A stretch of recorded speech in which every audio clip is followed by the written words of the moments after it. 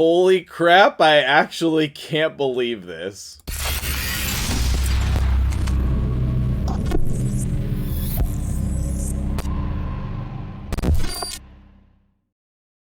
What's up guys, MtgJedi here, and we have some huge news with big implications here. Just a little bit ago, Polarium announced that our new fusion next week will not be Ultimate Deathknight. Instead, we're getting this other new dude, Lonatharl, okay? What they say is that he'll be helpful in PvE and PvP. And his kit seems great. But here is the main thing that you need to pay attention to, okay? This is not going to be a normal fusion, okay? It will be a traditional fusion, but this is a Brogni style fusion. So what that means is it's a fusion and a fragment fusion combined together.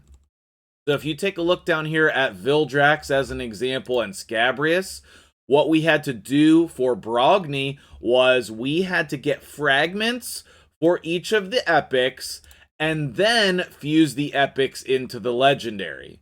And that is the style event that we are going to get for this fusion. So you better prepare yourselves for the fight of your life. If you want this guy, and I'm going to tell you right now, you want this guy, okay? This guy does seem amazing, all right? So let's break it down. Lonatharl has an A1 that decreases the target's max HP. So that's great against bosses like the Scarab, okay? It just makes sense here. Also places a shield buff equal to 10% of this champion's max HP for 2 turns on the ally with the lowest HP.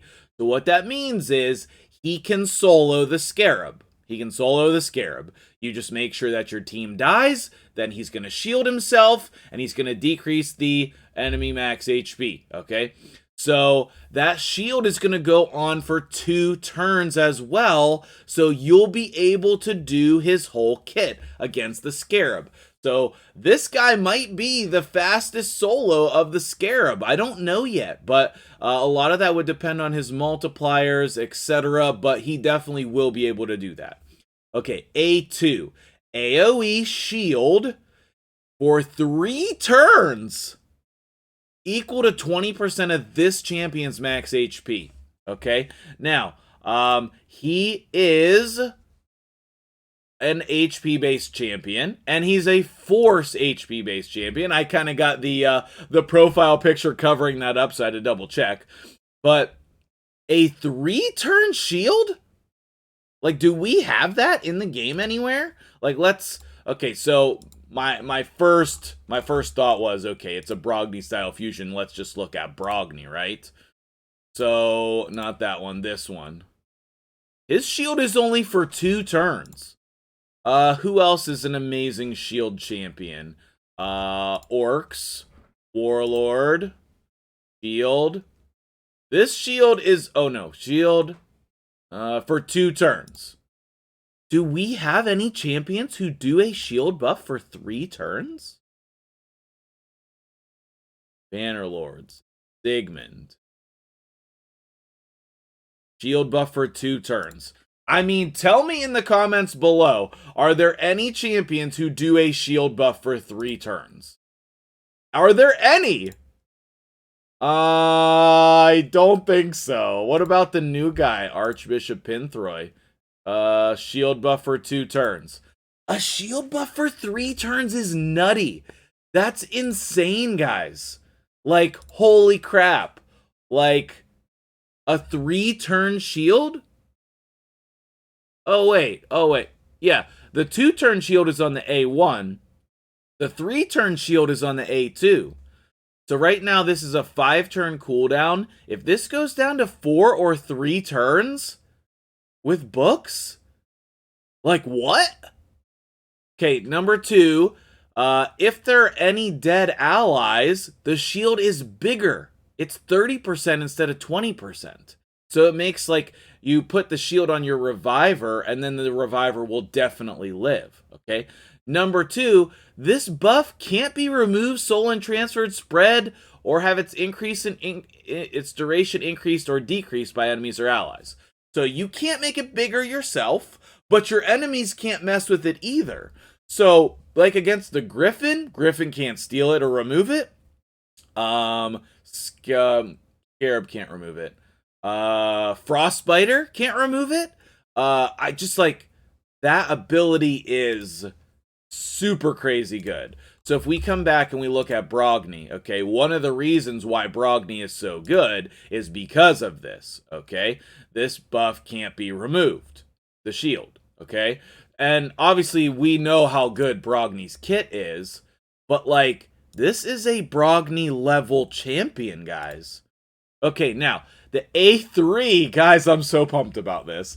The A3 is a full team ally attack. A full team plus 30% increased crit damage. So against bosses, it's going to speed up your time. Against the Hydra, it's going to speed up your time. Like, that is a crazy ability. If you don't have an unkillable team in Clan Boss, this guy is single-handedly going to help you survive. And then his passive inflicts 20% more damage against targets under shield buffs. I guess that would be for Arena? I don't know. But you could use him in Arena with an ally like attack, like a blender team. And then we have HP in Doom Tower battles, which is actually relevant. If this was all battles, that would be insane. But guys, what do you think of this fusion? I am currently blown away. But let's compare in High Elves and see what else we're going to be fighting with, okay? So, do we have any shield champions in this faction? No. 0. And to me, that is a great thing. I think we need more epics in this faction, Plarium, so I hope that there are some high elf epics, but you know my love for the Skinwalkers. Skinwalkers still need some love as well, but we could definitely use some more high elf epics. That from doing the content creator challenge, like, I really feel like, you know, we need some more epics here, especially that do things that are relevant. But Pixneal doesn't put a shield, right? No. Okay. Also, Pixneal's terrible. But I'm just saying, like, there's no one in this faction that puts up a shield, right? Block debuffs, increased defense. Okay. Tatura does do a shield on his attack, but it's a little shield, equal 20% of the damage inflicted. So, technically, you do have a shield from Tatura, but it's not the same type of thing. There's no ally attack in this faction. I think it's a great fit for High Elves. Now, again, if this was in Ogren, Lizardmen, or Skinwalkers, I think that would be better, Plarium. But I do think that it's a good fit for High Elves as well. Okay, I do think it's a good fit for High Elves. So, the most important thing you need to remember is that this is a Brogni-style fusion. It is both fragments and traditional fusion combined together into one fusion event. It will be challenging. It will be really difficult. It's going to be the most difficult fusion of 2022. The most difficult one by a mile. It was so difficult the last time, and so many people complained about it. I didn't think that they would do it again. But this is not a champion that you want to skip on your account. It's just not. Don't skip this fusion. Do what you have to do to get it. Like, start saving all of this stuff from the hero's path. Start saving all of the stuff if you do the summon rush, because this is starting next week. Let me double check the dates for you.